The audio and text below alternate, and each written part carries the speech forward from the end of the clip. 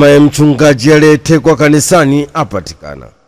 Mchungaji wa kanisa la Fellowship Baptist Church lililopo Johannesburg nchini Afrika ya Kusini, ambaye alitekwa na watu wenye silaha wakati akihubiri kanisani Aprili 12 mwaka 2025, amepatikana akiwa hai baada ya jeshi la polisi kujibizana kwa risasi na watu waliokuwa wakimshikilia baada ya kumteka.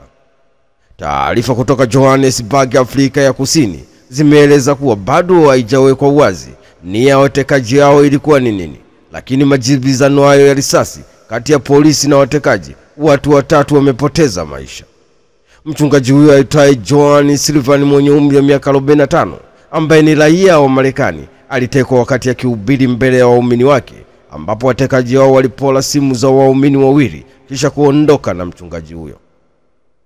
Johannesburg nchini Afrika Kusini ni miongoni mwa majiji 20 yanayotajwa kuwa hatari zaidi ya duniani kutokana na vitendo vya kihalifu, usalama mdogo, pamoja na matukio ya utekaji ambapo yamekuwa yakiripotiwa mara kwa mara. Ni taarifa kutoka nchini Afrika ya Kusini. Hatimaye mchungaji wa kanisa la Fellowship Baptist Church lililopo Johannesburg nchini Afrika ya Kusini, ambaye alitekwa na watu wenye silaha kali wakati akihubiri kanisani kwake Aprili 12 mwaka 2025, amepatikana akiwa hai baada ya polisi kujibizana risasi na watu waliokuwa wakimteka mchungaji huyo.